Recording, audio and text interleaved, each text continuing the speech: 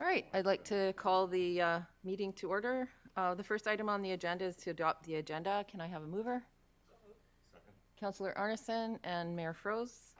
Are there any comments? Yeah, I do. Okay, Councillor Long. Should I raise the hand anyway? Are you going to turn the mic on, or do I do my own? Yeah, thank you, Madam Chair. On item number 2, I was just going back to the June 15 minutes, and it was an interesting motion that was made because it said that, well, in fact, it's here. It says the motion be referred to the CPC, which is today, further discussion in conjunction with. So I know that the HAC, the Housing Action Plan, is attached.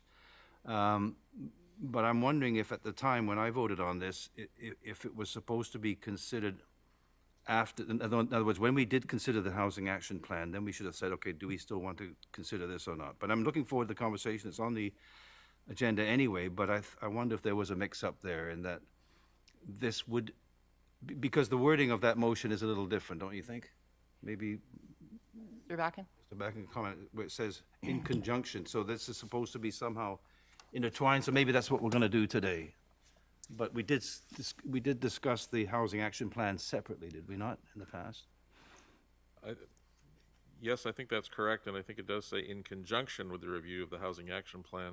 So the council therefore the committee therefore has the latitude to take this in whatever direction they see appropriate. The motion is before you with the referral listed. The plan, I think, has continued down its natural path, so it's really for the committee to, as you say, have a discussion on a very broad basis of all elements that they feel is relevant to the motion. Yeah, so I don't want to, preclude what the discussion is going to be, but perhaps we should have talked about this right when we adopted the Housing Action Plan. We could have talked a bit about this, but anyway, here we are. I just thought I'd make that comment. Thank you. Okay. Any other comments? I don't see any hands up. So all in favor? Anyone opposed? And it carries. So the first item up for discussion is the Equity, Dignity, and Inclusion Framework. Is there any sort of presentation or introduction, Mr. Backen? Good morning, Madam Chair. I'll provide a bit of an introduction. As you see on the agenda, Madam Chair, the report is there for the committee's receipt, and there's a presentation that would support the report. Mr. Patrick Ward is joining us online, and he can introduce our consultants who worked on the report and the presentation, Madam Chair. So I'll pass it over to Mr. Ward for some introductory comments about our consultants. Wonderful, thank you. Thank you, Mr. Saifi. So just in terms of a bit of background here, at its January 18th, 2021 special meeting, Council passed a motion to place an equity, dignity, and inclusion framework on the Council priority list and directed that staff prepare a report. To support a response to Council's January 18th motion, Kelty Craig and Luna Eisen consultants with expertise in social equity and inclusion were engaged to review and prepare a report on other community frameworks and to provide some initial recommendations for the potential implementation of a framework in the township. The consultants' report is included in the agenda package along with their presentation slides. Kelty Craig brings together experience in social policy, equity, and health promotion with a background in environmental sustainability and community planning. Prior to launching Kelty Craig Consulting, Kelty led the collaborative implementation of the City of Vancouver's Healthy City Strategy. Luna Eisen is an experienced and trained facilitator and engagement specialist who is a multiracial settler, queer, non-binary, neurodivergent, disabled, and solo immigrant. Luna works in the intersections between community and cultural planning with a focus on creating socially equitable systems, policies, and practices within local and regional governments, organizations, and community groups. With that, I will turn it over to Kelty and Luna, who are welcome to turn on their cameras and deliver the presentation this morning. Thank you. Welcome. Thank you so much, Patrick. Good morning, mayors and councillors. Take ho, zaki ho. I'm calling in today from the unceded and traditional territories of the Musqueam, Tsleil-Waututh, and Squamish nations also known as the City of Vancouver. And Kelty? Hi there. I am calling in from the traditional Lekwungen territory, the territories of the Esquimalt and the Songhees Nation in what is otherwise known as Victoria. So thank you so much for having us to present to you the findings from our research scan of equity frameworks used in other municipalities.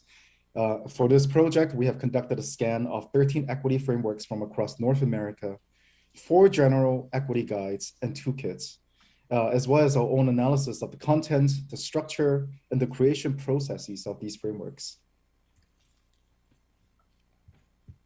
So to start, we really wanted to present to you first an image that's really frequently used to depict 2 different scenarios between equality and equity in these discussions. So if you look at this image here, equality generally works from a single benchmark of service applied the same way to everyone. And this is sort of the status quo of what we know.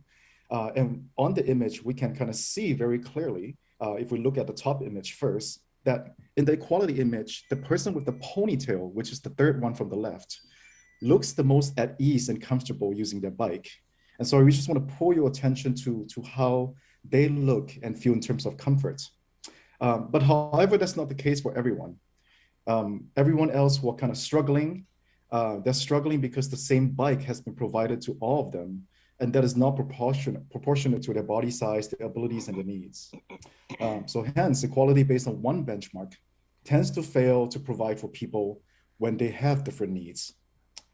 Now, when we move down to look at equality, and when equality transforms to equity, it shows that everyone is consulted and included, which in itself is an equitable process. And the bicycles here are made to the proportionate size and ability of the rider. And in this bottom image, what I want to kind of stress on is that everyone is actually getting equal access to using a bicycle for mobility. And that is an equitable outcome. In addition to these individual differences between people, we also need to consider systemic discrimination. Dominant populations are often prioritized and promoted via the systemic exclusion of others, a lot of times preventing less dominant populations from accessing power and decision-making authority on their own lives. And hence, in this work, reflections and conversations of power and privilege are very necessary to truly get to equitable outcomes. And it is considerations like these that can be part of building a very robust equity framework.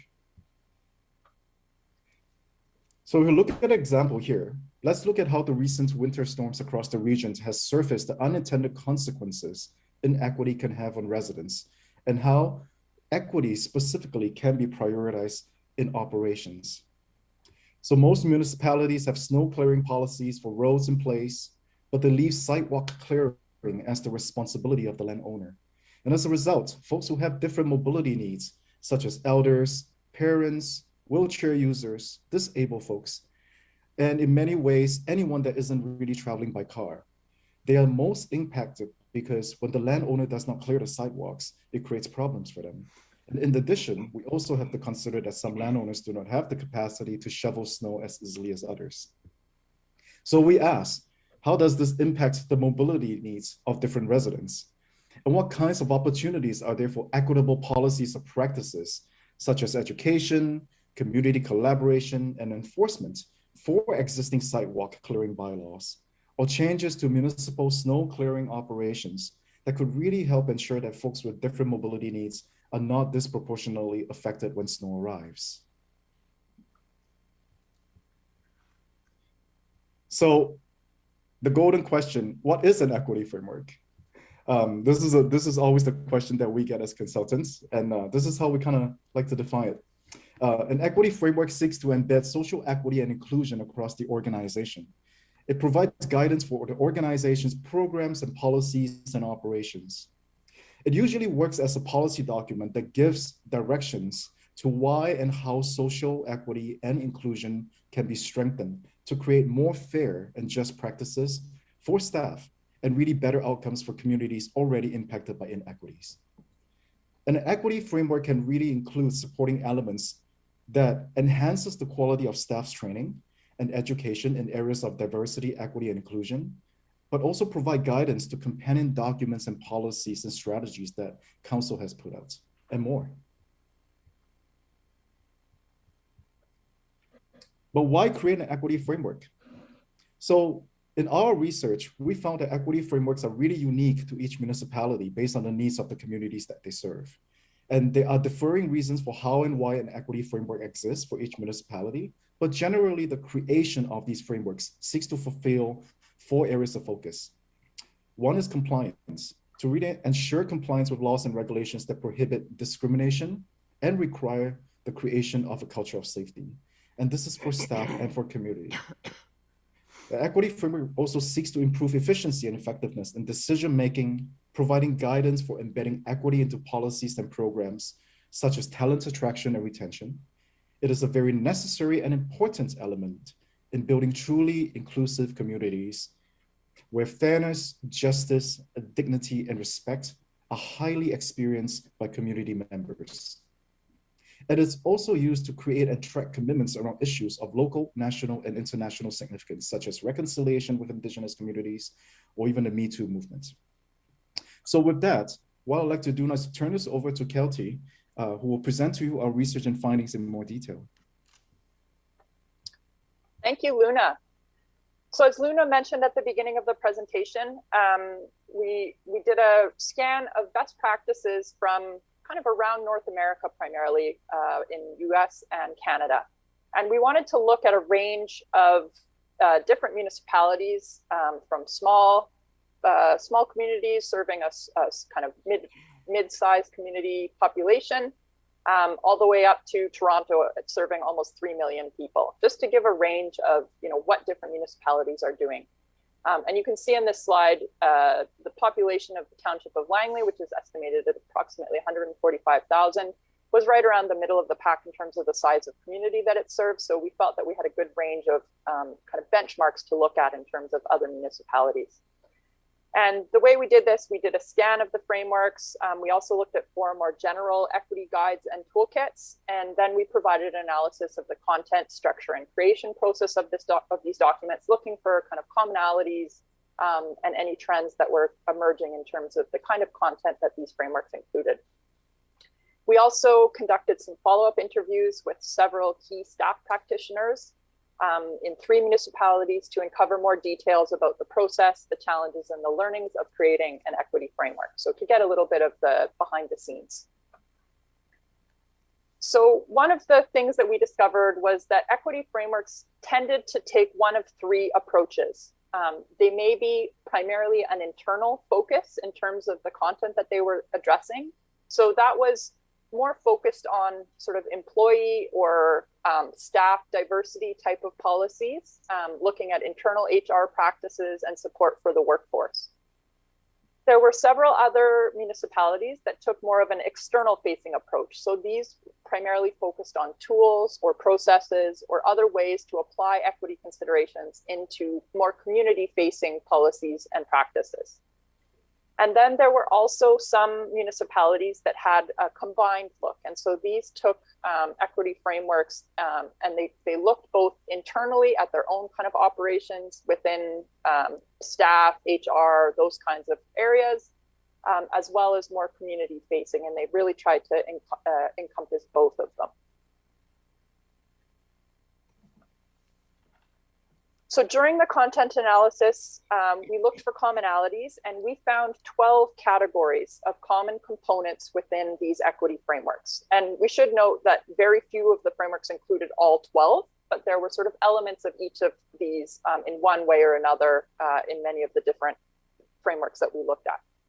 And we divided those 12 into 3 main subcategories. So there was initiating components, which consisted of contextual, aspirational, terminology, and methodology components. There were supporting subcategory of components, and those were supports.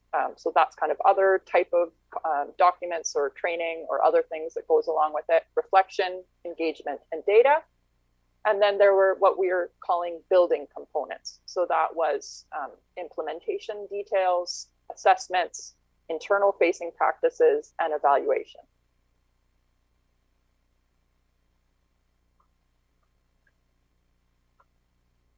And as we started to look into these, we used the metaphor of undertaking house renovations, which perhaps some folks here have some experience with.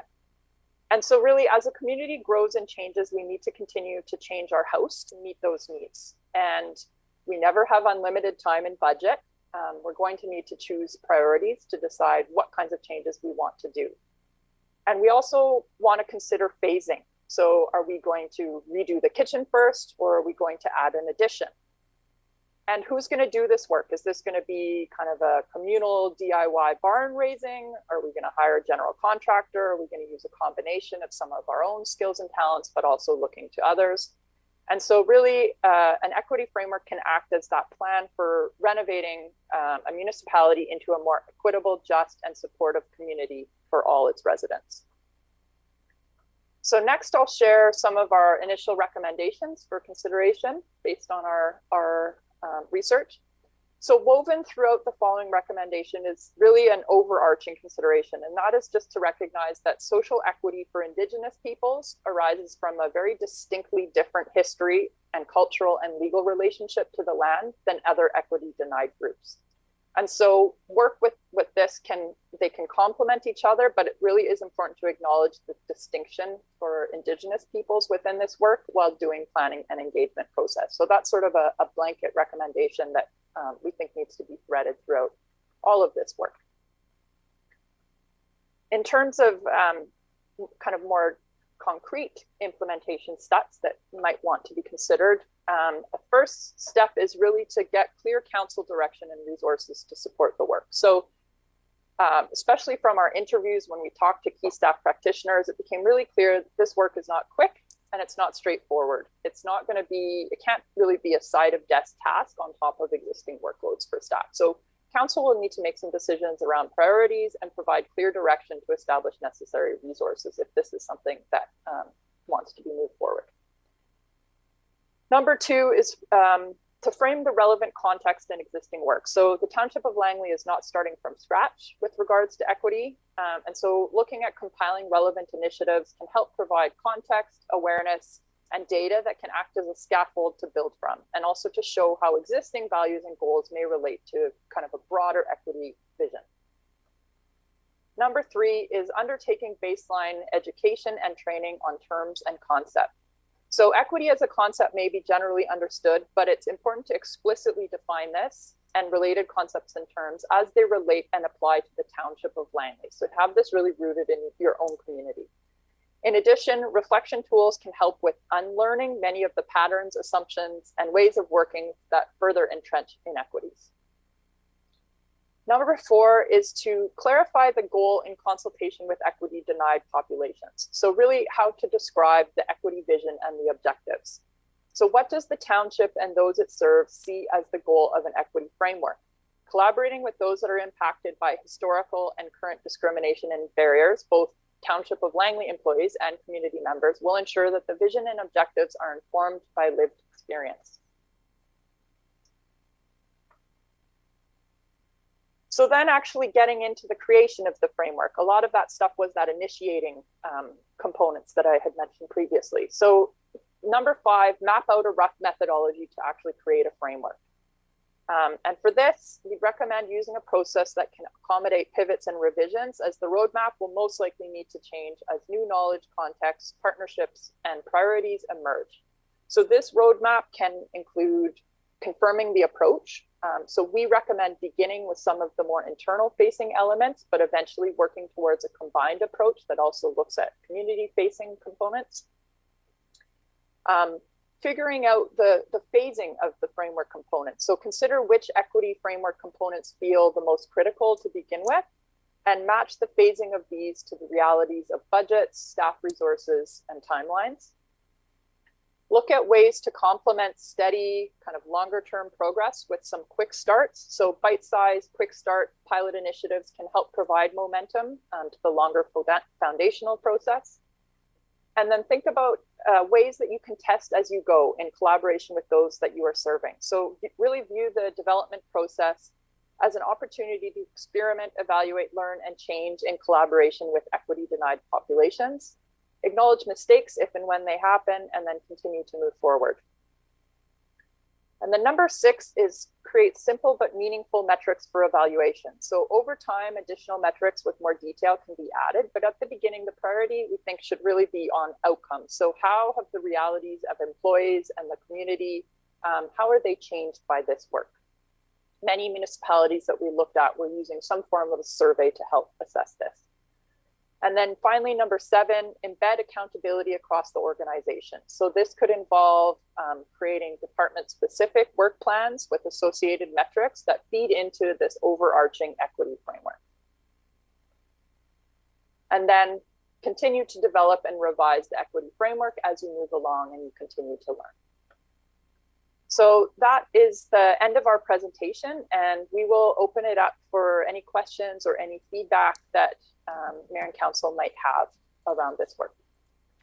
Okay, I have one question, and I know that looks like Councillor Whitmarsh has a question. My question is, how did some of these communities determine what kind of equity framework fit what they wanted to do? What was their sort of litmus test, or, you know, was it a community or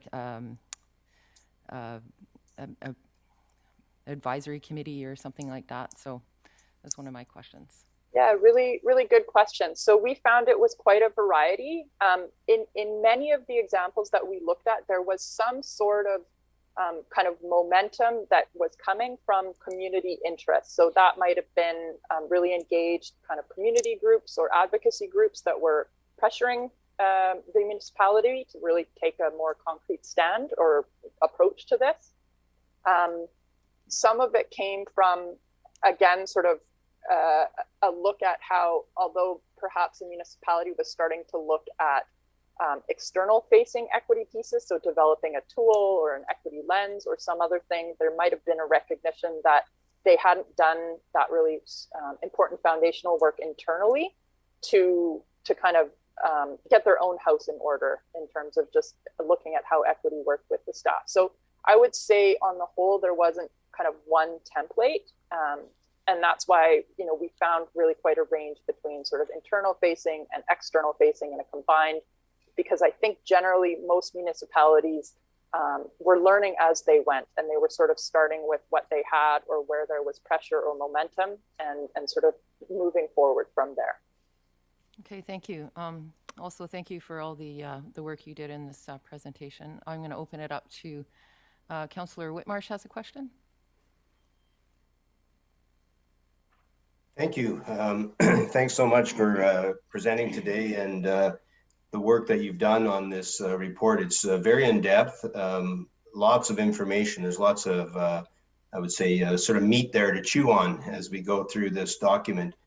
I had a few questions. The first question I had was, I was wondering if there was one or two or maybe three particular municipalities that you felt had done an extraordinarily good job, and maybe others that were still maybe in developing. And I don't know, you looked at about 12 or 14 different municipalities, but were there a couple that would stand out to you as saying, this is a fairly comprehensive, well-developed, well-accepted framework as compared to some others that maybe are more in the developmental phase?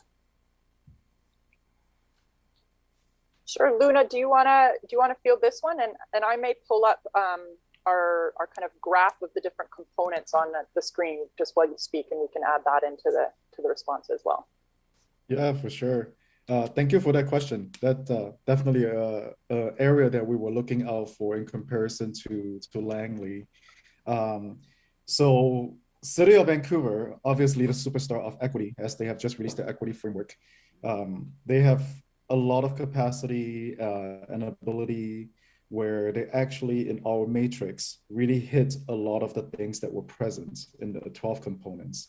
And given that, they're a bigger municipality, and also sort of the range of issues that come up for them, we found that they've really done a very, very comprehensive job. Oh yeah, perfect. So if you look at this chart alone, the City of Vancouver really hits on all points.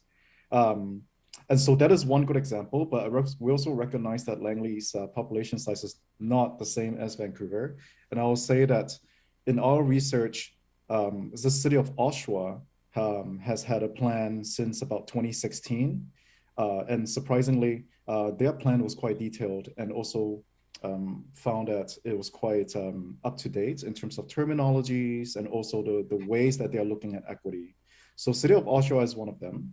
I'd like to focus on City of Beaverton, which is a very interesting case. The City of Beaverton that lies outside of Portland in the States. Their equity framework came about through the community. And through the community, over a period of about 8 years, they've been able to build a very robust equity framework that's driven by community that then drove into internal changes and internal shifts. So that's one municipality in the United States where we highly recommend looking at. In terms of development itself, we've actually spoke to the City of Victoria and talked to them about what they've been doing. They've just recently started an equity office to take on the equity work. So it's still pretty fresh, but they are in really good development. And so we actually do recommend also looking at the City of Victoria as a comparison for the equity framework, which we think it's in development to be robust. It's not quite as robust yet, but it is going there. Yeah, I hope I think the City of Victoria, that they have completed the equity framework, but it hasn't yet been endorsed by council. So it's not quite public yet, but when we spoke with the equity officer at the City of Victoria and got a little bit of kind of behind the scenes look at their approach, they estimate that it'll likely be coming to council sort of this spring, January, February, or March. So I guess stay tuned. But yeah, I agree with Nina. The City of Victoria is likely one to take a look at. It seems like they've been very thoughtful in their approach, and it's a kind of similar sized municipality to Township of Langley. Right. Okay. That's great. Thank you. I was wondering, along with that, you mentioned that, Beaverton and others might have been sort of community driven. And I'm wondering what has been sort of what have you seen as more common or maybe best practice being community driven and developed that way? Or is it, in some cases, is it maybe council driven or is it staff driven? Where have you seen the successes come in terms of the development of the equity frameworks, and what seems to have been the most successful way to sort of develop it, or is it really no best in terms of where it comes from and who does the work, and is it done through committees? Is it done through public input sessions? Has it been a staff-led initiative? I'm just trying to get a sense of where the others have come from. Yeah. Again, really good question. And I would say all of those. Okay. So I think it is important to get direction from council, both as a logistical component of, giving direction to staff to kind of move forward with the process to do this, as well as resourcing to do it. But also really to kind of get that leadership and buy-in from mayor and council to demonstrate to the community as well as to staff that this is something that is important and that is being sort of modeled and practiced throughout the whole organization. So I would say that is for sure a key component. But also I think community plays a really strong role in this. And I think often there are going to be community groups that have been thinking about this work and doing this work for many, many years. And so they often have a lot of kind of strength and ideas and expertise that they can bring. Because I think for most municipalities, doing this work formally is fairly new. It's not really a common thing that you're going to find in most municipalities at this point, that they have some form of kind of formal overarching framework. I think what you will find is a lot of times, and we reference this, municipalities will have some strong pieces related to equity. So there might be a gender strategy or an accessibility strategy or some other, or a kind of complement of different strategies or plans that are looking at how to reduce inequities for particular kind of populations or identities. But I think often what's missing is that sort of overarching piece that threads it together. And in terms of, who should sort of be leading this work, I think it's really important that it is led by the municipality itself. I mean, as much as consultants, we love to do this work for clients. I think it's really important that there is that sort of learning and buy-in as the municipality kind of moves forward with this. And so if that knowledge and experience is held only by external consultants, then that's not really getting kind of embedded and built into the culture and the sort of shared knowledge of staff. Right. Okay. I have just one final question, and then I'll leave it for now. But and I don't know, Mr. Ward, you might need to help with this one as well. But in the report, it talks about taking a 3-year, could be up to a sort of a 3-year time frame to sort of develop a framework. And I recognize that it's sort of an evolving document, and even at the end of 3 years, it probably continues to be an evolving document. But it talks about 3 years, and in the document, it also talks that we would need to look at having a full-time equivalent person to help to navigate that process. And it says in the report we have that it would be for a short term. I'm wondering if that is that what short term means? Is that sort of indicating that we would need to, for that 3-year period, have a full-time person, or is it a full-time person for a number of months and then it sort of the process carries on in another way? I'm just wondering what it's looked like, maybe again, other municipalities, and then maybe Mr. Ward, you might be able to respond to the report, but just what time period, cost, now staff resources, those kinds of things that would be helpful. Maybe it's easiest or more expedient if I respond to the clarification of what's in the cover report, and then Kelty and or Luna, you can speak a little bit to what you're seeing in other municipalities in terms of resourcing. So what it says in the report is that the development or implementation rather of a framework would require at least one full-time equivalent staff resource in the short term, with potentially additional resources needed over time, depending on how large and how robust the framework ends up sort of becoming. So really apologies for any miscommunication with the staff report, but the intent is that it's really one full-time equivalent to get the ball rolling, with the potential for additional resources over time. And then Kelty, Luna, maybe you want to speak to what you're sort of seeing in other municipalities. Kelty, do you want to go? Or? No, go ahead. Okay. That's a really good question. Thank you, Councilor Blair. It really depends. I think, like Patrick says, it depends on each municipality itself. But I will say that in our research and our conversations with the practitioners, for example, City of Victoria, they are going to be hiring 5 positions in the new EDI office that they set up. The City of Vancouver has currently 4 positions that's being filled, including having one person who's in the leadership role of running the equity framework.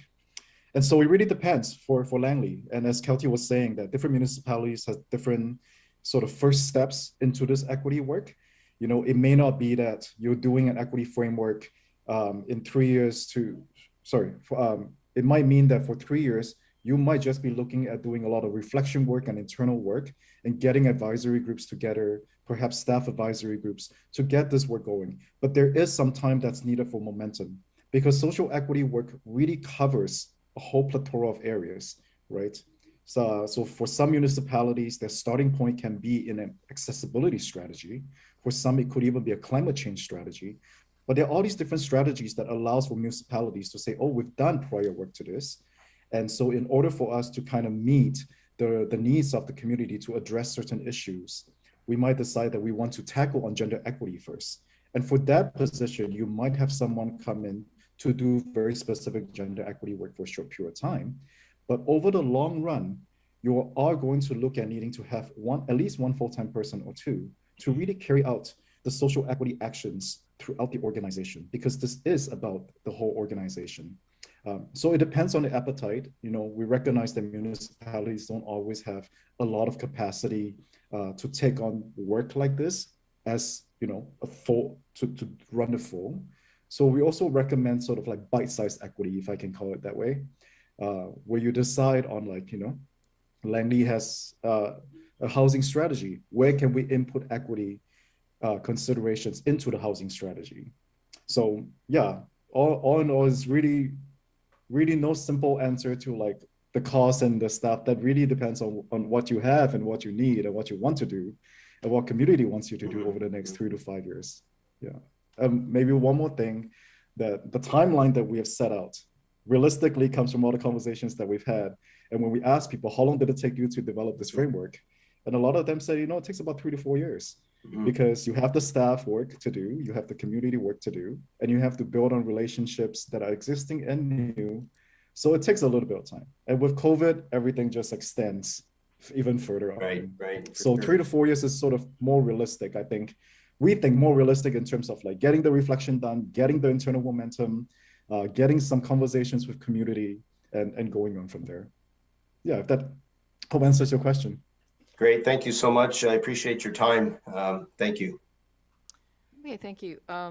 Mayor Froese has a question. Okay. Well, thank you very much. I'd like to thank you for the very thorough scan that you gave us on what's happening in other municipalities. And, you know, I guess the question is, where do you start? And we started today. I think this is really, really valuable for council to take a look at. And reading through the report, I noticed that there's certainly, and I know that the township has made a lot of advances in EDI, and yet I see something like this as it really puts a lens on all of our departments and all of the way we do work internally and externally, and certainly this is a beginning. So a quick question just on those that have had it. The measurement, and the document should be living. I think you mentioned that. Measurement, review, and adaptation to what we review, or what we've seen, and how that works and how that could be built into something like this. I know this is something that's happening throughout organizations and corporations throughout the world, probably North America for sure. EDI has really come to the forefront, and I think you explained some of the things that have done it. But just how do we build in the ability to look back as we move along? And we're doing things now, but how do we look back, review, adapt, and continue to improve? Yeah, that's a really good question. So as one example, the City of Vancouver has committed to having annual report backs to council on the benchmarks that they're using. So they're using a global tool called the Global Diversity, Equity, and Inclusion Benchmark System. And that was something that we did review as part of this as well. And so they're going to kind of use those benchmarks as that benchmark really plays the kind of framing component of what their approach consists of. And so they have made a commitment to kind of come back on an annual basis to report back on those. And the way that those work, that they kind of rate the different benchmarks as being, reactive, not active, proactive, kind of giving a sense of, is there movement forward with this? How strong, that type of an approach. And then they also have a commitment around revisiting the entire framework for kind of an update or a revamp every 3 years. And so that's just one example, but I think to your point, Mayor Froese, I think it is very much of a living document, and it's something that I think we're always learning around this topic, and things like language and best practices are constantly evolving. And so to treat this as something you just kind of put a stamp on and it's done is, I think, not going to serve you well. And so really thinking about how to embed that kind of more continual learning and evolution into it is a really important component. Okay. Well, thank you. Thank you. Councillor Arneson. Yes, thank you very much. It's very much appreciated, Kelty and Luna, coming today and giving us this overview and then answering more detailed questions. One of my questions actually has already been answered in terms of the potential timelines for putting this together. I just want to say, for me, listening to what you're saying, there's a lot of information that's embedded in this that really goes to, the vision. And I like the idea of co-visioning together with the community. We already have an engagement strategy. So for me, that's really important, because I know sometimes we have blinders on in terms of the way that we look at things. And so to be propelled forward really requires that we engage and consult with community members who have a different experience and a different worldview potentially, and other things than we might at council and the administrative level. Also, just a comment, I'm glad you brought up about climate change, because for me, that's one of the things, and COVID in particular, as you know, has really shone a light on the inequities that we currently struggle with in our communities. And so in terms of tailoring, that's one of the obvious things for me that you could do to integrate that into the analysis, because I think going forward it'll become more clear that that's an issue.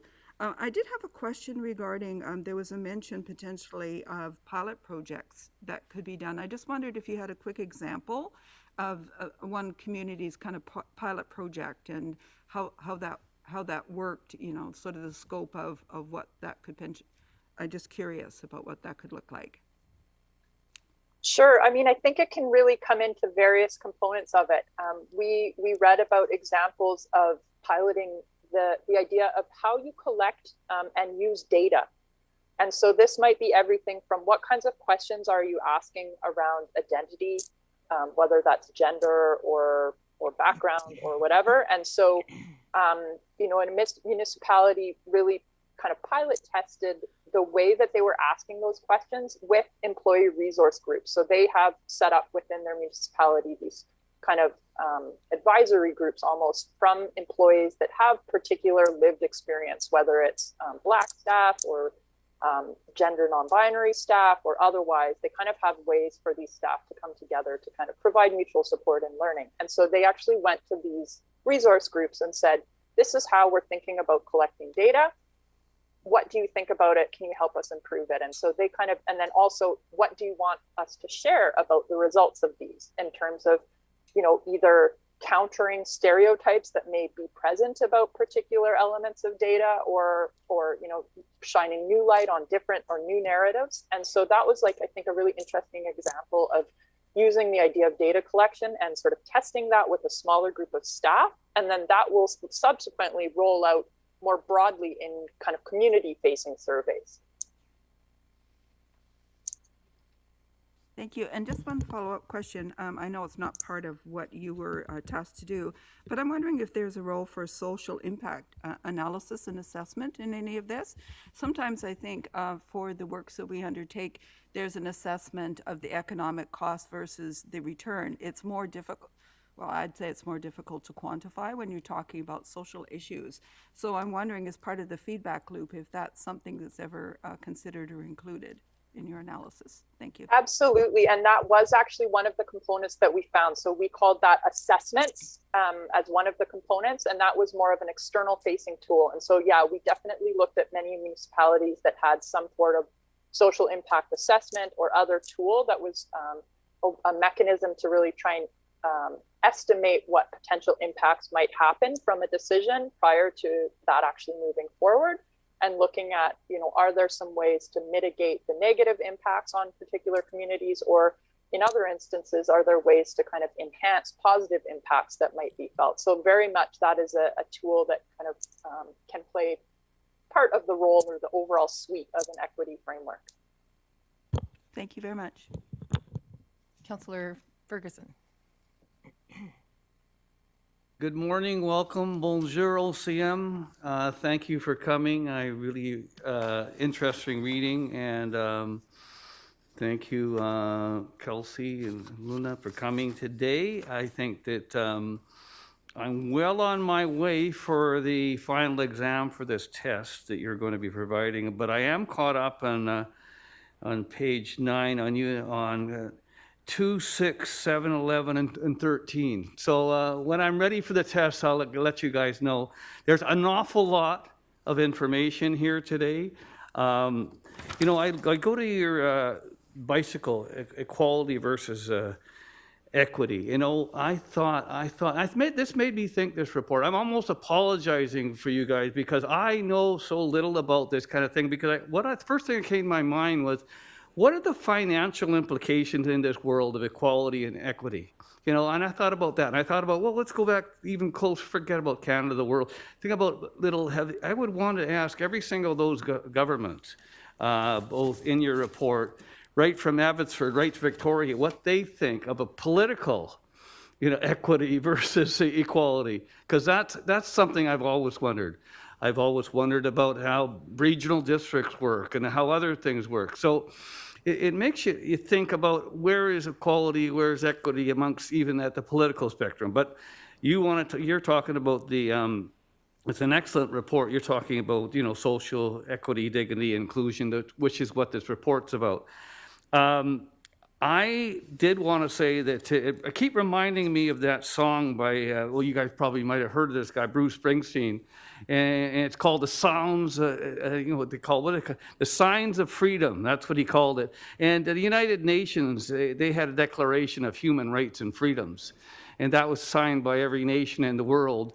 I know, hopefully we're working towards that slowly. And then there's a new one that you folks probably know about. There's the United Nations Declaration of the Rights of Indigenous People. And that's fairly new within the last few years. And I think it's important to note, because I was at a conference a few weeks ago, and they had, it was regarding legal rights of the Indigenous people. And it was very, very interesting. Some of the things you're talking about today were certainly things that judges and deputy ministers, including the federal minister of justice, was talking about.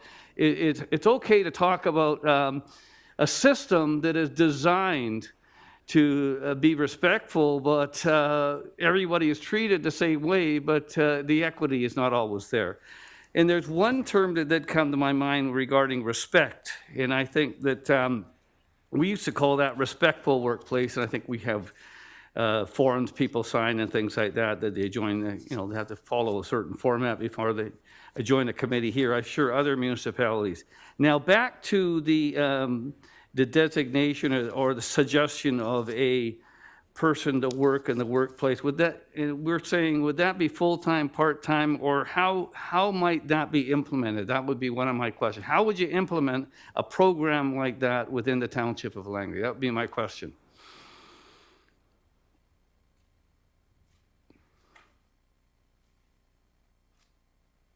I don't know if this is more of a question for Patrick or for us. We can share a little bit about maybe what other municipalities have been doing, but in terms of the sort of internal knowledge of the workings of Township of Langley, I think we would defer to staff if they want to make any comments on that. Patrick, do you have anything to say about that? Yes, sorry, was looking for my unmute button. Apologies. I think what we have learned through this very robust scan that Kelty and Luna have put together is that really an equity framework is about embedding the concept of equity and inclusion throughout the organization, within all policy development, all program development, all operations. Evidently, you're not going to be able to do that all at once, but that would be sort of the ultimate goal of the most robust framework. And really, in order to do that successfully, there needs to be someone to do the work. It's a very difficult job just to do off the side of the desk. And I can speak for the social planning sort of portfolio at this point. We're at capacity, if not beyond capacity, with the 4 existing strategies and action plans that we have to implement, which we note could form part of an equity framework, but certainly are not the full meal deal. So I hope that provides, some a little bit more information on what would be needed. It really a staff person to develop the framework and then work with all of the different departments on embedding equity in their work. The interesting thing, if I want to note, given the fact, Kelsey and Luna, the amount of information you provided us already to date, I think you would suggest we don't reinvent the wheel and start from number 1. We can use some of those policies or procedures or practices that may indeed be in place or ongoing at some of these other jurisdictions to work within a framework that could perhaps meet the Township of Langley. Does that make sense?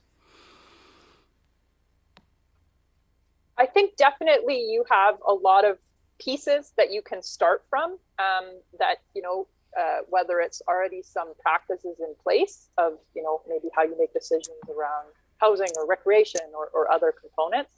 And I think you also have probably a lot of documents out there that already have some indication of what you value, whether that's care or respect or other things. So I think definitely you have a starting place. You're not starting from scratch, but I think that what you have is not quite kind of fulsome enough or comprehensive enough to stand in as an equity framework. So you have a starting place. You kind of, maybe you're in elementary school on kind of this journey, but you kind of have to do a little bit more learning and some more explicit work, I think, both internally in terms of some of that learning and reflection, as well as, laying out mechanisms to embed that into your practices. Okay, thank you. Councillor. Actually, could I add one more point to that? If that's okay. Thank you, Councillor Ferguson, for the question. I have two things to just kind of share. One that is in our report, we kind of look at the city of Delta, right next door to you.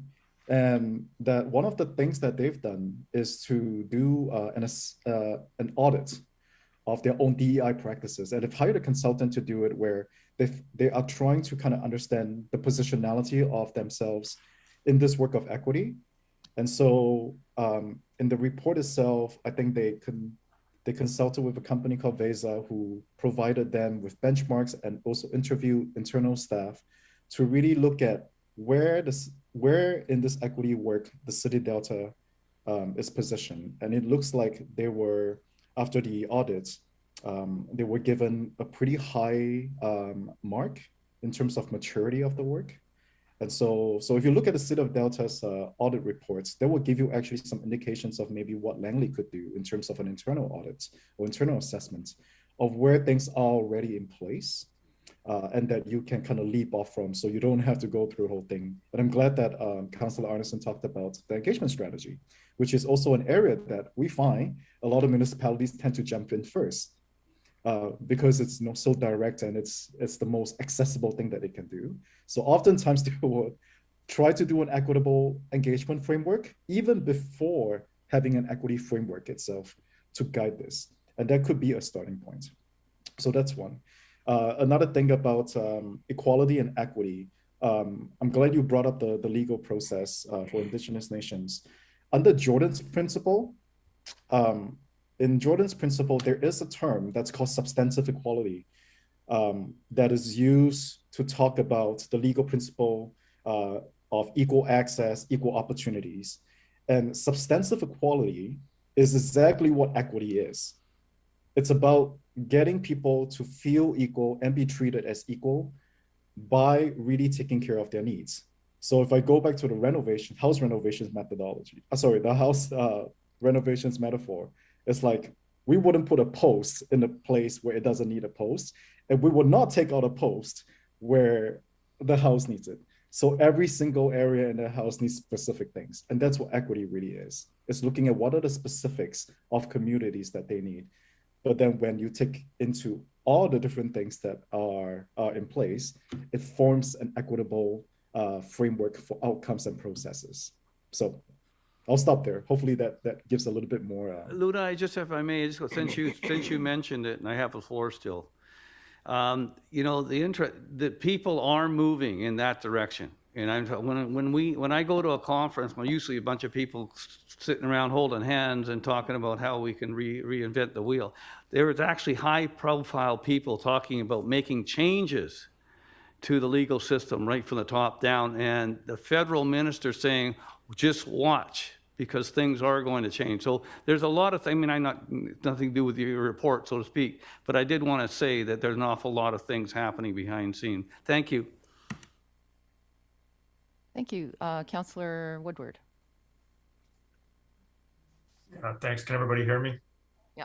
Yeah. Okay. So I want to thank sorry, I missed your names, but I can see it on Zoom. But Kelty and Luna, I want to thank you for the report. I want to thanks for the work. It's interesting to see where the municipalities are at. So again, I appreciate the work. I'm going to take some time to digest it a bit as it heads back to the council table from this committee and do some more research on some of the other municipalities that you mentioned, maybe a little bit further ahead of us on this. But I really, again, just wanted to thank you for the report. It's a direction that to me is long overdue. And only way to solve that is by getting to it. So I appreciate the work, and I look forward to discussing it more with council and in the coming years. Thank you. Okay, thank you. There's no further questions. Oh, sorry, we have Bob Long. Sorry, Councillor Long.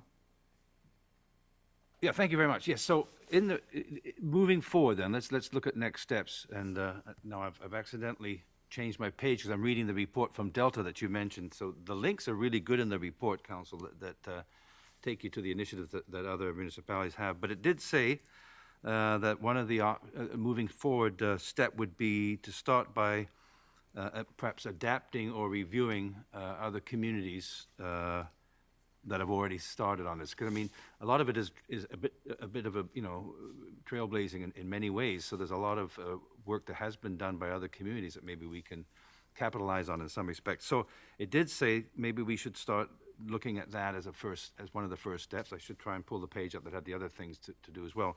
But in that respect, and it was asked earlier, which community then, because you mentioned Beaverton, you mentioned Oshawa, you just mentioned Delta recently, Vancouver, of course, quite big, Victoria. Which one do you think we should or could potentially hijack the work that they've already done as a starting point, perhaps?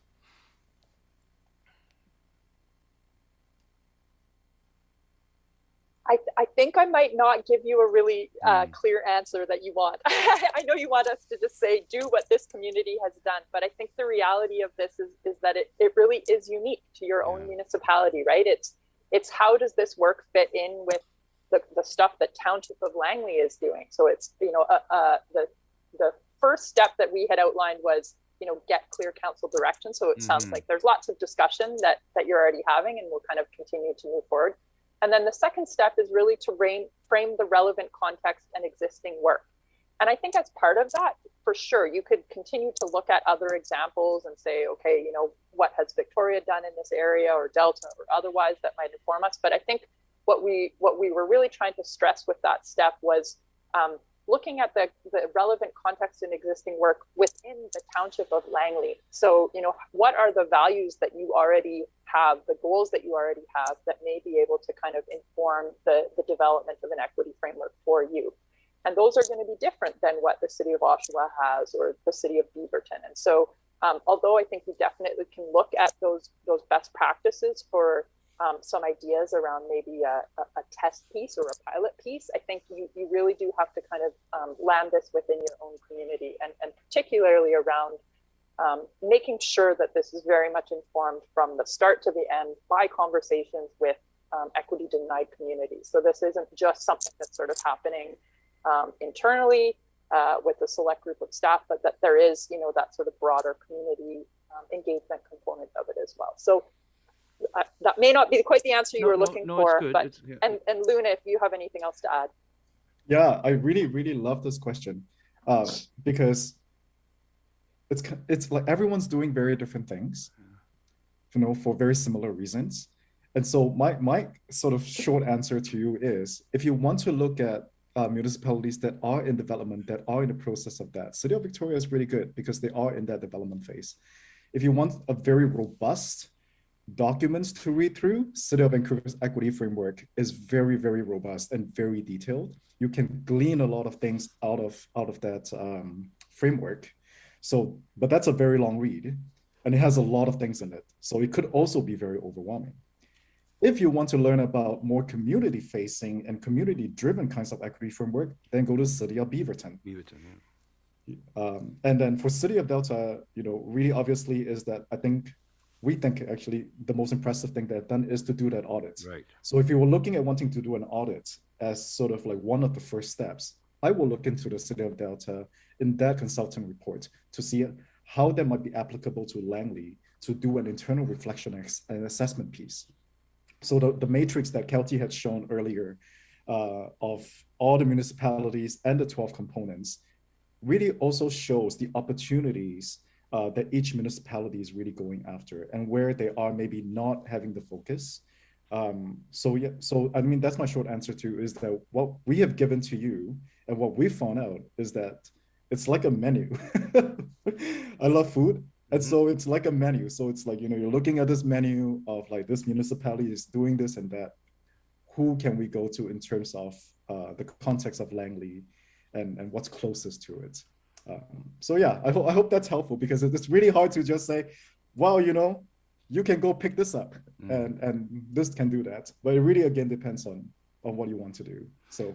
Well, thank you. Yeah, and I really like the example you gave of Delta, and I'm reading their report, because the first thing that did, and what you're suggesting, is that we look into our organization first, find out what it is that we've been doing, and we might be, and hopefully we'll be celebrating some of the successes that we actually already have, and then we can build on those. So that's a very good start, to take an audit of where we are, so that we know where we're going to need to go. Thank you so much. If I may just chime in with an observation, I think the conceptual challenge in this work, and perhaps with the recommendations that have been outlined by the consultants, those 7 recommendations for potential next steps, is that it's not really until step 4 and 5 that what the framework actually looks like begins to take shape. Really, the first few steps are about understanding the foundation, and step 3 is about actually developing the baseline staff and internal training so that we can have these discussions. Because I think what we've learned as part of this, even this report, is that having those discussions internally right now are challenging because this area of work is so emerging that we need to all raise our baseline competency on how to have these discussions. So, but to your point, Councillor Long, really the audit would probably fall quite nicely into recommended step 2 there. So really it's those first few steps that's about kind of understanding and building that foundation up before really actually beginning to frame up what the framework would look like in steps 4 and 5. So step 2 and 3 really are kind of the audit should be in there as well then. I think that I would agree with that, yes. Thank you again. Maybe Kelty Luna, probably not necessarily an audit, but an audit certainly could fit in. Yeah, okay. Mayor Froese.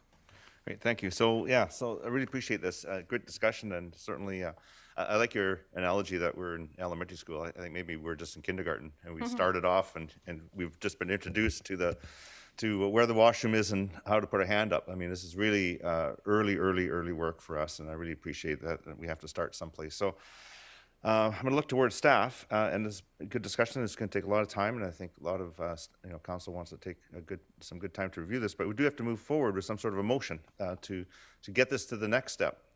And I'm thinking of a motion to receive this and forward to council to determine the next steps, starting with an audit of current EDI practices. Might be something to, but then council can then discuss how they want to move that forward. So I would make that motion, and if there's a seconder. I would second that motion. Sorry, Councillor Davis? You need a mic on there. Oh, sorry. I just want to clarify. You said motion. Yeah, I'll motion to staff. You said motion to council. Yeah, well, Staff. So we're in committee, so we have to send this to council for decision. So okay. I'm just sorry. Suggesting to. Okay. There's a lot of work that has to be done, but we can always. Yes. Okay. At council, forward this off to staff for more work or whatever. But Mr. Okay, Backer. I just need a sec. Oh, sorry. I'll Councillor second Backen. Yeah. Just as a point of clarification, I understand the reference to referring it to staff for further information or report the council can deliberate on. There was also a reference to an audit, though, and I wanted to echo Mr. Ward's comments that might be putting the cart before the horse a little bit. That may be something we don't want to define until we actually get a better sense of our framework, so we have something to audit against it. Right now, it would simply be an audit of our existing practices without the benefit of a framework, and I'm not sure that would be all that useful. Okay, so to help on the wording of the motion, so I'm just saying, number 1, receive it, and then forward to council, number 2, and then to determine the next steps. And so I could leave it at that, and then staff could come back with something for next steps. Yes. To ask staff to report back on next steps. I'm happy to do that. I think the audit's been mentioned. I just want to move this along so it doesn't die on the vine. So I'm fine with rewording it to receive and forward to council to determine next steps and have staff report back on those next steps. Thank you. Is there a seconder? I'll second that. Councillor Whitmarsh seconds. Yep. I see that we have Councillor Richter with her hand up. Do you have a question? Yes, I'm wondering if staff could also, when they bring it back to the council, include a full costing of this, please. Councillor Whitmarsh.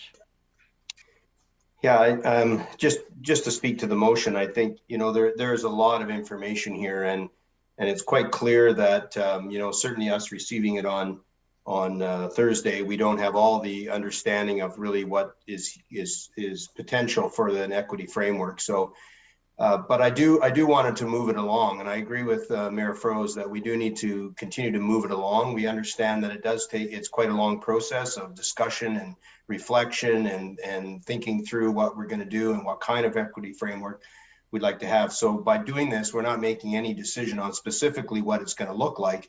We're just wanting to know those next steps. I think we need to do it. It's long overdue in my mind. I've been asking for something like this for a few years. And so I'm glad to see that it's going and that we're going to move it to the next step. I certainly would like to see it, take it to council, hear from staff some more detail about what it's going to cost and what the next steps are. And we understand it's a process. And so I'm really supportive of it. Okay, well, I'll call the question. All in favor? Opposed?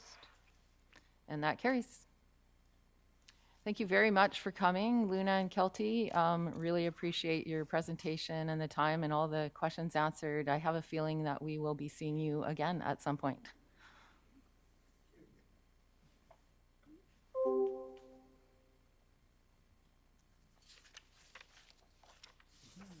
All right, so moving on to the Progressive Affordable Housing Acquisition Program. So that's the next item on the agenda. Councillor Woodward, I believe this was your motion. Would you like to speak on behalf of this motion? Not at the moment. I mean, I'm trying to think what council wants to do with this. I mean, I sensitive to Councillor Long's, comments that this was supposed to have been discussed as part of the housing action plan, which didn't happen because it went here and then the committee didn't meet for, I think, a year or something. So I think that it's now, and I maybe look for some direction on Mr. Bracken on how this fits into the current planning around the housing action plan. The housing action plan specifically recommends this.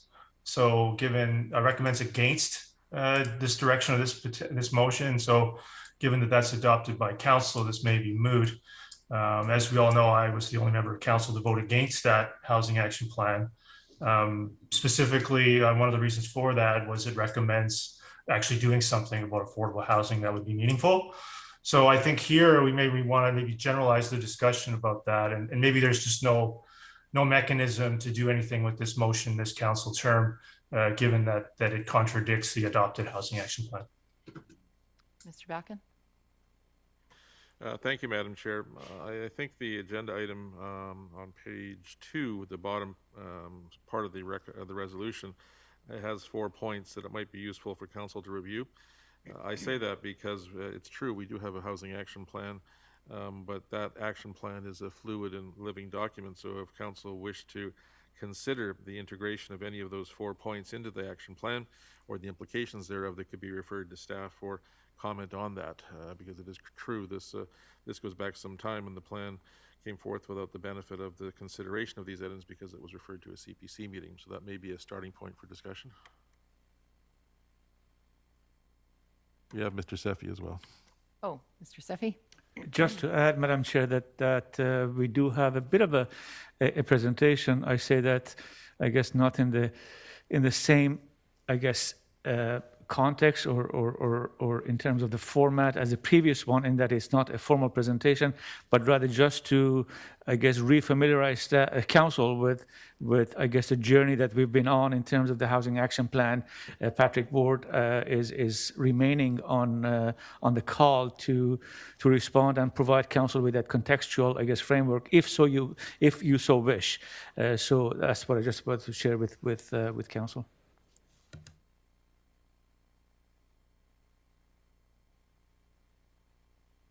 Okay, yeah, let's do that. That's unanimous. Yeah.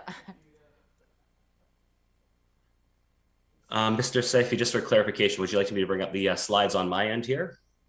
I can share.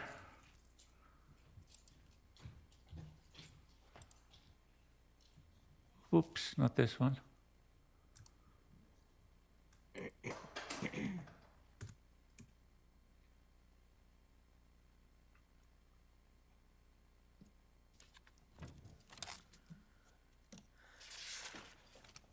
I've closed it now.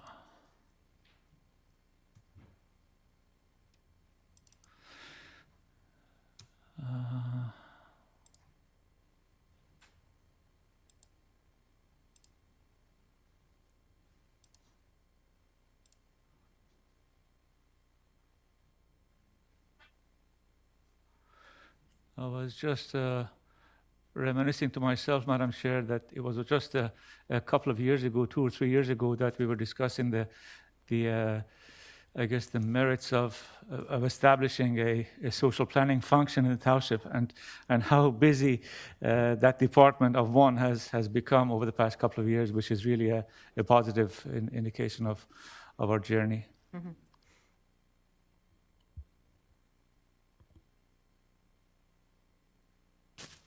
So, Mr. Ward, take it away. Great, thank you very much. I think it's probably safe to just advance through these first two slides as the motion is included in the agenda package there, the motion that was referred by Council on June 15th. So just as I suppose a refresher, the Housing Action Plan, the 2021 Housing Action Plan was endorsed by Council in November of 2021. It identified 4 priority areas. The first to diversify various types of housing, looking sort of more at different market forms of housing. The second priority area was to catalyze rental housing, both market rental and non-market or subsidized rental housing. The third priority area was to support our vulnerable residents, those that equity denied groups, in fact, similar, just in keeping with our last presentation topic. And then the fourth priority area was to continue to monitor trends and emerging priorities. I want to advance the next slide, that'd be very helpful. So as staff understand the motion that was referred to CPC, is that its intent is to look at an opportunity to utilize the Affordable Housing Reserve Fund to secure affordable housing. That's at least staff's understanding of the referred motion. And we just highlight 3 relevant actions from the Housing Action Plan. And I think in keeping with Mr. Backen's comments earlier, is that really not all of the answers to our housing challenges were provided in the Housing Action Plan. It is a roadmap, and that implementation will require further analysis and consideration. And if council so choose to approve the motion that was referred to CPC, really that motion could be considered through the implementation of these 3 actions, and probably particularly action 2C, which is to prepare a policy on the use of the Affordable Housing Reserve Fund. Council's referred motion did ask for a little bit of information about the Affordable Housing Reserve Fund. So just as a reminder, it was established in July of 2019 as part of the Community Amenity Contribution Policy. That policy indicates that 15% of all CACs are to be directed to the Affordable Housing Reserve Fund. The current balance of the fund is close to $2 million.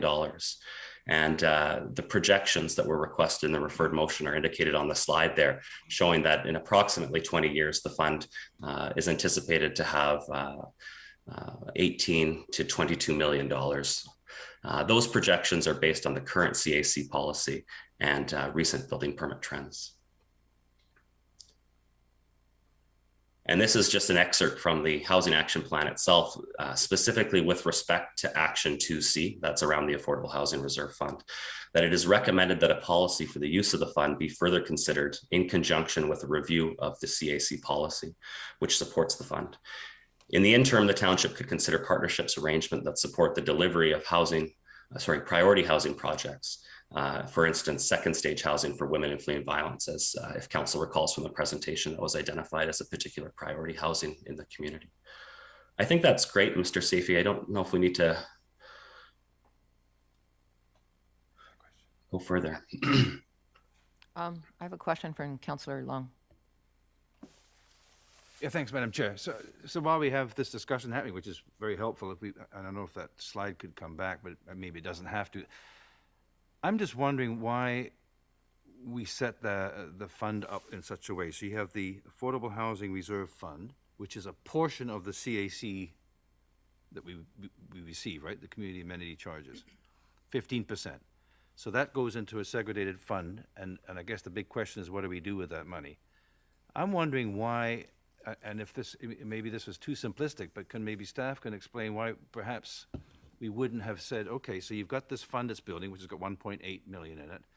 So when an application comes forward that includes an affordable housing proponent, what happens now, council, is that they come and say, hey, would you please waive the CACs because we're doing a wonderful thing. So we go, okay, I guess we can waive your CACs,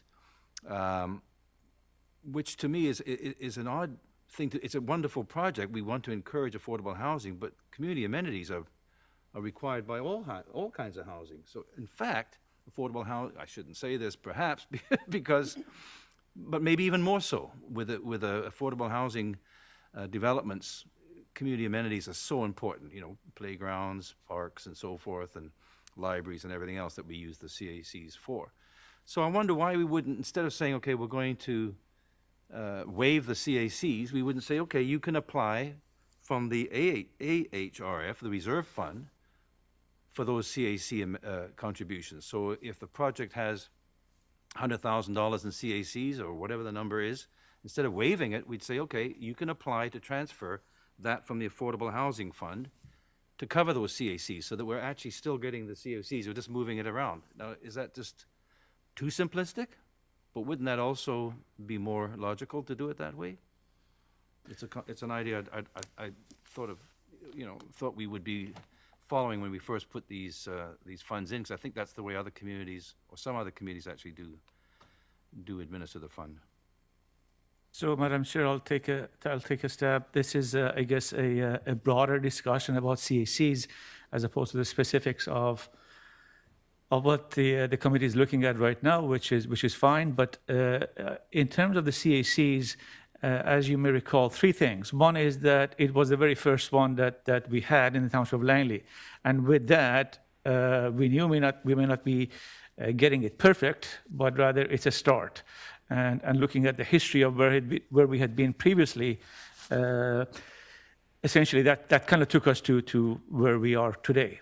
The second part was a scan of other municipalities and looking at what they were doing. And as Councillor Long appropriately said, some are exactly doing what was stated. But I think more were doing what we are doing, which is exempting applications that propose affordable housing. And there are other criteria to make sure that they follow through with the commitment of affordable housing. In that, as an example, they must have a nonprofit running the facility as opposed to just a regular rental building. So for those are being exempt is a provision of the policy that I guess could be fine-tuned further. And ultimately, the other fundamental important factor, so three of them, the third one was the fact that we had to demonstrate what we refer to as a bit of a nexus, if you recall, in terms of what is a CAC and how does it relate to the contributions that we are going to provide to the community, the amenities that we are going to provide using those contributions. And we had a list. We had a list that went through a number of iterations with the development community, with the public, in terms of what was it that was important for us.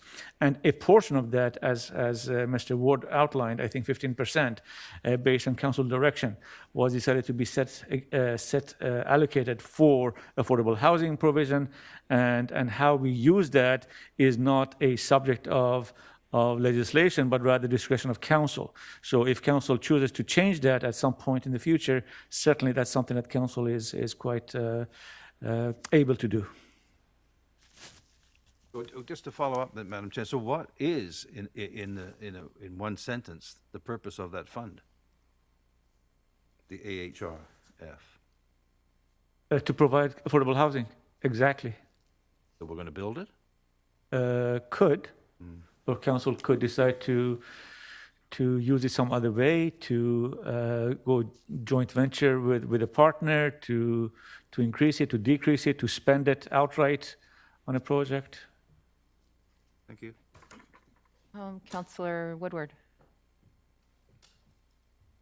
Yeah, thanks. I'm gonna, maybe Mr. Bracken's suggestion is helpful, points 1 to 4, because when I read the housing action plan, there seems to be more of a preference for incentives rather than the township becoming more involved, and that seems to echo the council meeting from 2021 where this motion was debated. I went back actually and watched that a portion of that council meeting when this agenda item was debated and referred to CPC and voted against by, as you can see, who voted against it. And there seems to be, an ideological challenge that needs to be sort of confirmed first before details can be outlined. And that's why I'm kind of thinking that this can't be really addressed here for the remainder of this year. Multiple members of council expressed that they don't feel government has a role in being directly involved in providing affordable housing. And if you have that belief, then of course you vote against this motion. I don't have that belief. And so, I'm not sure how we get to 5 votes to move forward in a constructive way that will provide staff with clear direction. Is, we struggle even this afternoon, and the last meeting of the day will be, trying to get a clear decision made and that people can execute. I'm not sure how we would get there on something as detailed as this. The Housing Action Plan contemplates coming forward with recommendations on how to use the fund, with no details of what those recommendations will be. Along the lines, of course, seems to be heading in the direction of not granting it, but maybe purchasing land to then do something with BC Housing or Metro Vancouver. That ends up being us buying land and essentially giving it to the province or Metro Vancouver for a small number of units, which again sounds to me like a download, or us giving money to other levels of government, which was also expressed in that meeting as something members of this council don't want to do. So I'm struggling to see where 5 votes is going to come from for a progressive policy that will have meaningful impact on affordable housing. So, for example, I think I even noted today that what page was it of that housing action plan is I think page where it talks about affordability rates, income and housing costs 2010 to 2020, page 9.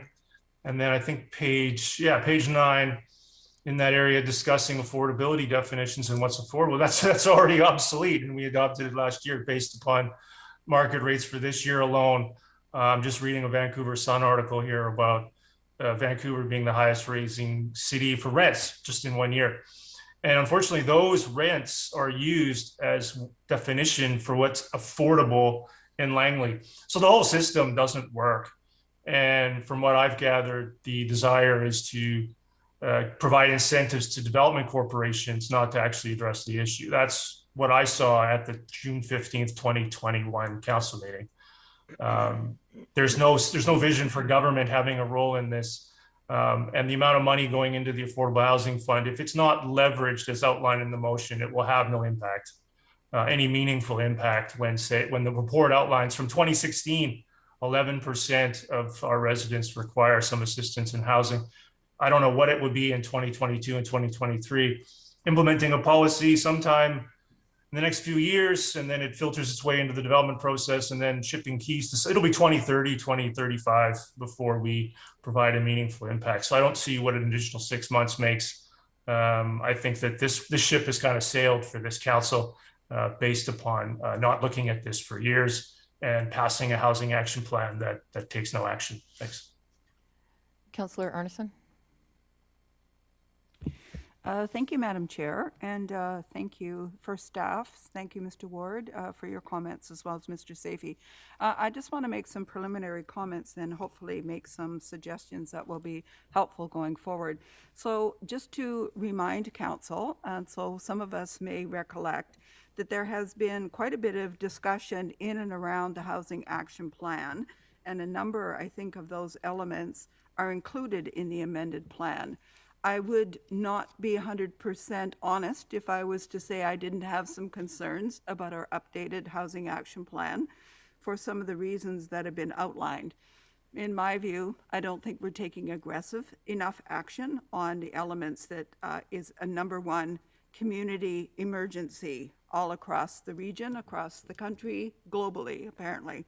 So I look at these as opportunities and say, there needs to be some political will in order to prioritize this as an issue. But if I want to drill down into the specifics of this particular motion, I'm not against this motion, but in the same way, myself has also put a motion forward that didn't get forwarded to the CPC, but I was encouraged it would be discussed in conjunction with the Housing Action Plan. And it's of a similar vein, I think, but with a different kind of element going forward. Mine was just, generally speaking, more having to do with the use of the Housing Reserve Fund so that we could take available funds and find housing service provider groups that would be available to initiate having affordable rental units in a particular building. I struggle with the fact that there are many challenges, obviously. Affordability is a very complex issue. It's heading all in the wrong direction at this point. However, I do think, from my view, one of the challenges that we had is making a determination originally that the community amenity charges were going to go to Affordable Housing Reserve Fund, as opposed to the philosophical and very different proposition that we should have inclusionary zoning in the Township of Langley. Now, many groups do have, and local governments, they do have inclusionary zoning. And in the time that we've spent talking about this, they've actually built development by development more affordable housing, which really is, to me, the nexus between having something that's available at market and below market rent for those who otherwise are being pushed out of the market, of the rental market. In addition to this, to situating them in all of our communities in a way, just to refer back to our earlier presentation, that's equitable. We need to have people living in communities that are walkable. We need to have services available, etc. So I'm not averse to this concept and continuing to discuss it within the context of the Housing Action Plan. But then I also would strongly underline the fact that in having set up this fund, what was always problematic, I think, was that we had an accruing fund with no formula or purpose attached to it at that time. So now that we have this money going forward, our challenge is land values, construction costs, and labor keep going up. So I don't know how we're going to ever play this catch-up game. So I am committed to the idea that we can, as a local government, more effectively work towards developing affordable housing.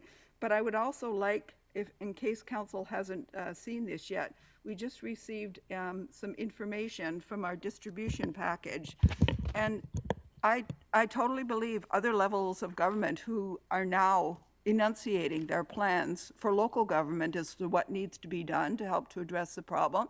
So the province has come out rather strongly saying after this next election, they are going to take more bold action to work with local governments to provide more opportunities for affordability. But the other one that was of interest, I think, is the Housing Accelerator Fund. And this is something that's being discussed in a paper by the federal government. And it's meant to increase the supply of housing through such measures as inclusionary zoning, increased densification, reduction in construction approval timelines, and the rapid development of vacant or underused lands. So I have a feeling that whether or not we make a determined commitment towards our own housing action plan and make formulas, I'm not saying we should just sit on our hands, but I do think that we are going to be increasingly maneuvered, if I can call it that, by other levels of government to do things that will create a rational framework and approach towards developing more affordable housing. So I'm in favor of putting this forward, but I think we have to look at all our options to make sure that we are taking money that's coming from a funding source that's related to services and look at affordable housing as a service that's needed and necessary for our communities, and then put our thinking caps on to figure out the best way that we can achieve that in the shortest amount of time. Thank you. Thank you. Mayor Froese. Okay, great. Well, thank you. I think it's a good discussion we can have on housing, and I appreciate comments on philosophies. There are different philosophies, and certainly municipalities throughout the Metro Vancouver region, probably elsewhere too, you'll find a variety of housing directives. I think probably look at the city of Vancouver as one of the most aggressive in providing housing, and so there are different philosophies. Certainly, they're not wrong. All of them. They're just the way the local government, I should say, should go. My philosophy is that local government has a role to play, and the Housing Action Plan really lays it out for me, but it doesn't mean it can't ever change in the future. And so I want to focus on number 4 here, and I appreciate that update on the amount. I know it's when you look at the cost of housing compared to what is in the fund right now and where it's projected to go, it certainly looks like it's not going to buy a lot of housing, but certainly can be leveraged.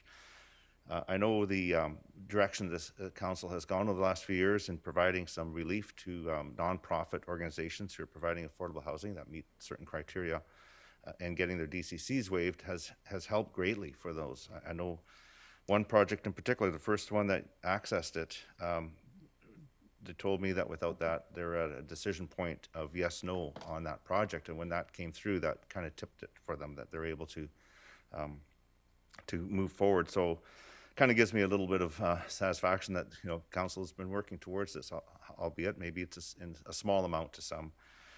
This fund, certainly, I know when we put that bylaw through to assist in DCCs, there really wasn't a fund there. It's just basically a waiving, or somebody else is paying for it, or how we're doing it. And the fund certainly can go a long ways to help these organizations provide housing, and that it's operated by nonprofits.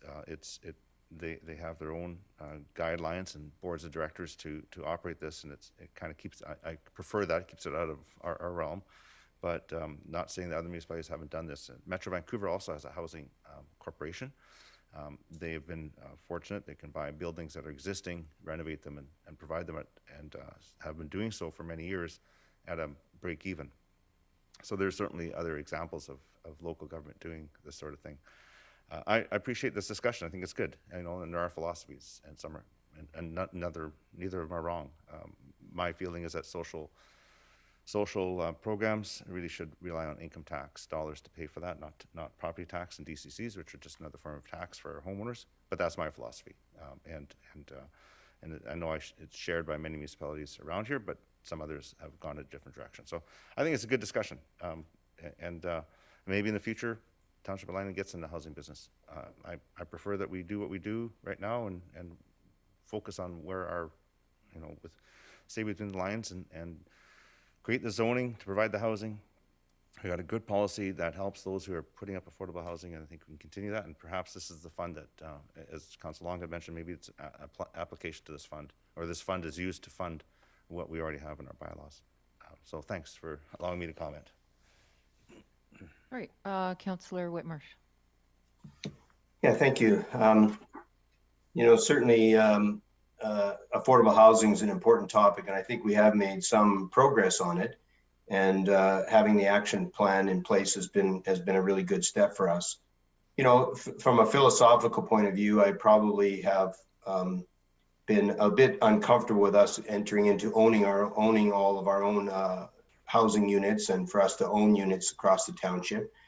And but that doesn't mean I'm closed to it. I've been uncomfortable with the idea in general, but I'm interested in all kinds of ideas, and I want to hear people's ideas. So I don't think we should automatically dismiss it. But there probably are implications around it, and I don't maybe understand all the implications or know what they might be. I think what's important to me, and when in the conversation we've had already, is that I'm not really have a clear sense of how we're going to use the Affordable Housing Reserve Fund. I don't have a real clear sense of how we're using that. We've got it's at $2 million now. It's going to grow to 5 or 6, and shows that in 20 years, if I guess if we didn't touch it, we would go to over $20 million. What are we going to do with that, and how are we going to use it? So it feels to me that maybe a discussion that we should have, which would be really helpful, is to really understand what are the options for us in using the fund and how we would use it going forward. We put the fund in place, which is a good mechanism. It's starting to bring in money, but I don't really get a sense of how we're using it. Are we using it to provide CAC breaks, and in that way, are we using it to partner with people? Are we using it as a potential that has in this number one point of using it to actually purchase housing ourselves, and we actually then own it? So I guess for me, I'm not really decided on either one. In general, I don't think we should be in the housing business, but I'm also open to hearing more about it. And so I'm not closed at all to it.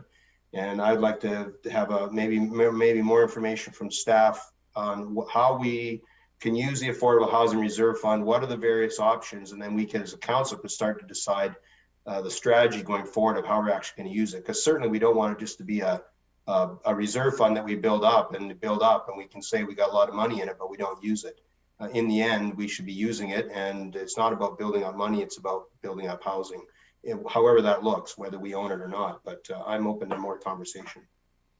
So is that a question to staff that you wanted to ask? Well, I guess it's a question to staff, and I don't know if staff's able to answer it today. I mean, I know Mr. Steffi gave sort of a quick response to Councillor Long, but I'm feeling like I could certainly have, I would be helpful to have much more understanding of various options that are before us and things we could do. So whether that's further down the road, maybe it's not today, But it could be today if they felt they could answer it in a direct form. But I think having it written in a memo or in a report or something would also be really helpful as for us to discuss what are the ways that we can actually use the fund, because it seems like we haven't clearly laid out how we're going to use it.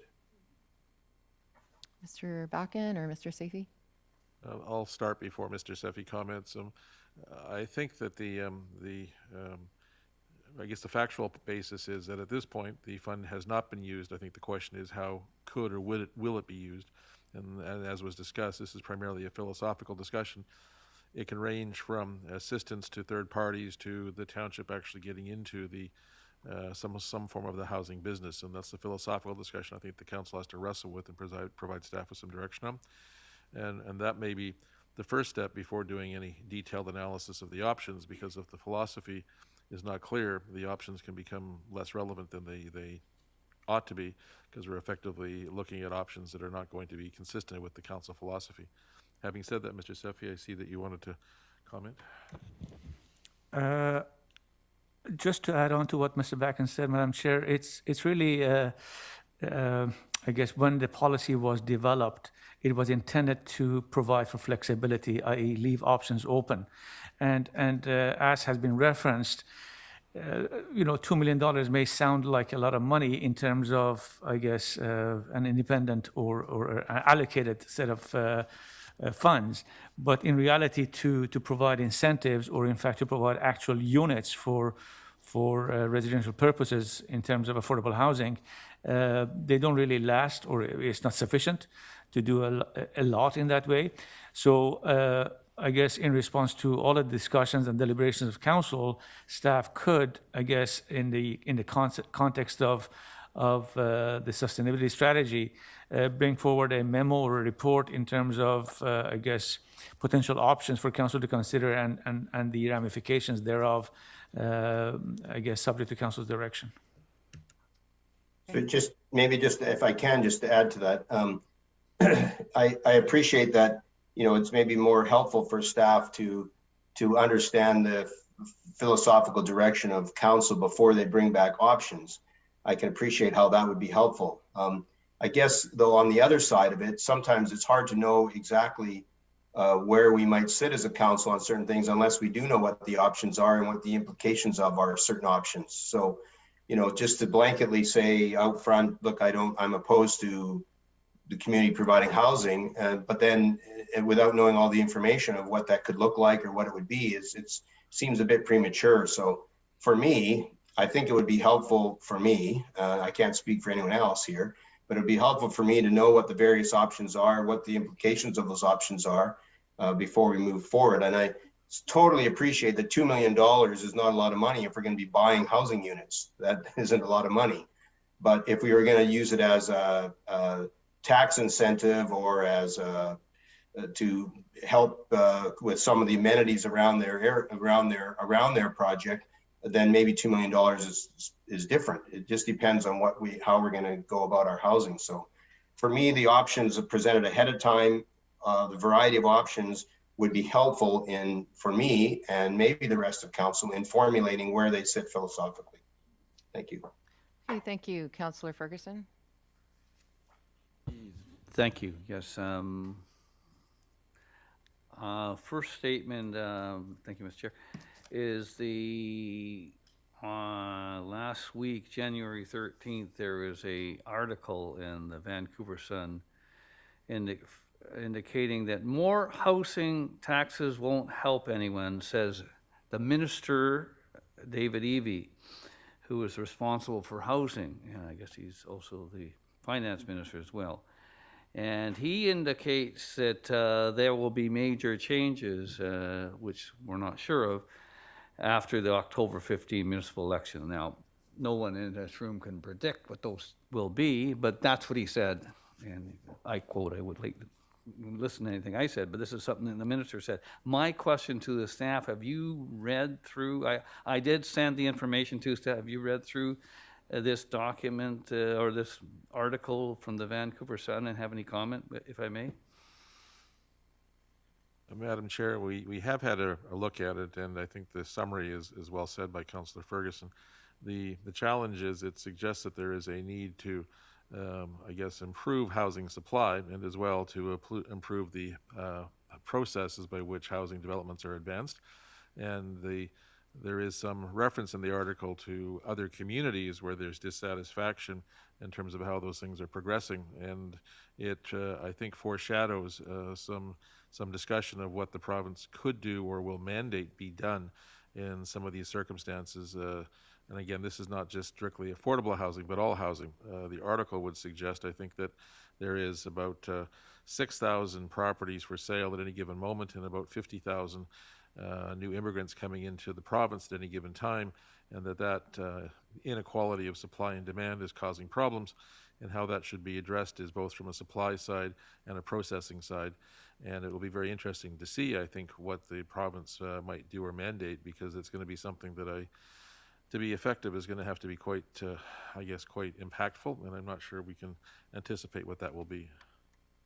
Now, to follow through with what Mr. Backen has already said, is the fact that the one advantage, it's a small advantage that the Township of Langley has, is the fact that there is land.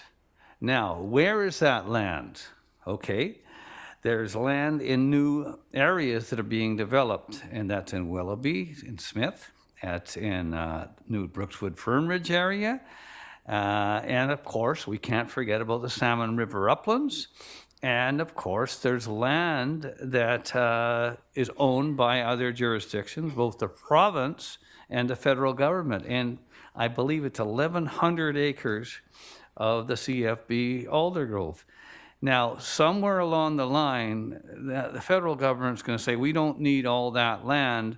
And that indeed could be a discussion for futurely. Could be an agricultural-based facility or a institution of some sort that could be helpful federally, provincially, and locally, and of course, perhaps some social housing or other affordable housing or housing of something that is, I wouldn't say non-market, because the last thing we want to do is open that up to another jurisdiction. We want to keep it within the realms that can be presentable to those organizations. And of course, the very last, and it's a very small portion of our agricultural base that is not being used or sits within, landlocked on all sides and it's been done before for a joint use of housing and other things. So what we need to do, and it's a very good report, of course, because it makes us think, what we need to do is sit down, and I know I've had this discussion with Mr. Ward many times, sit down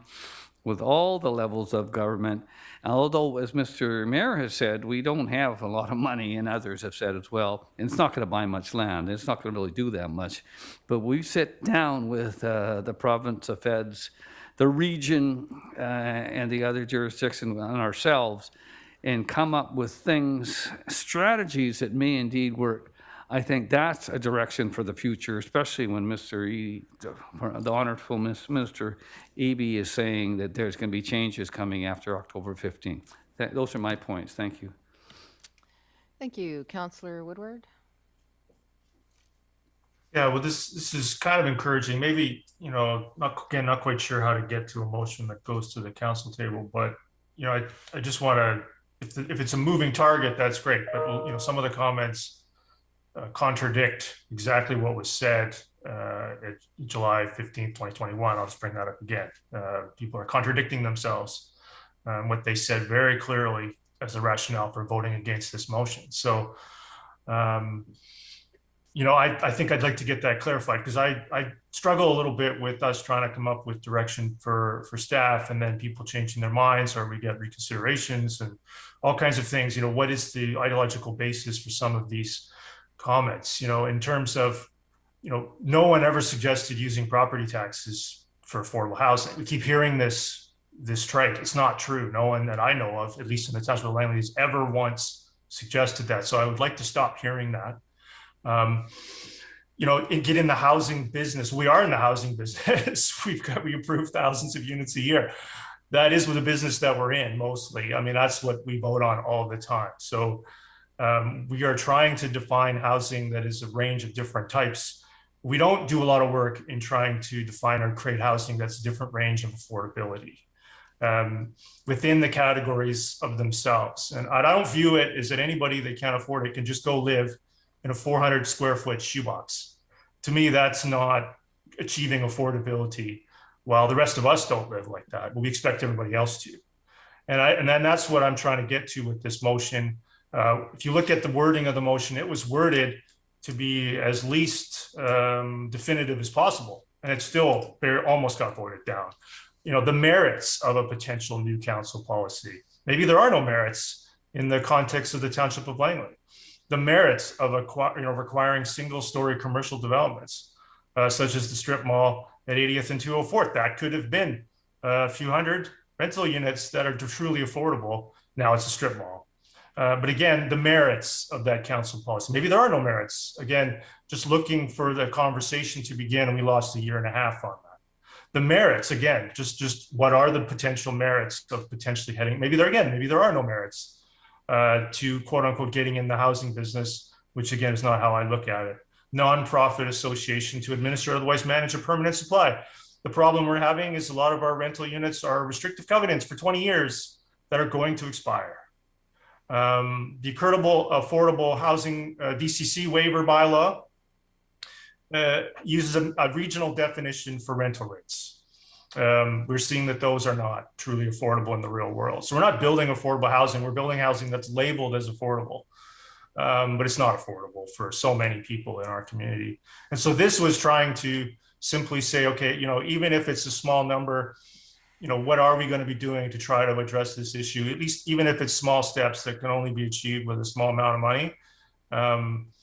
But I still not seeing how we're going to get there for a policy that's going to make sense, that isn't more of just what we've had before, finding ways to waive development cost charges to end up with restrictive covenant housing that isn't affordable, and defining affordable units as 500 square feet for people to live in.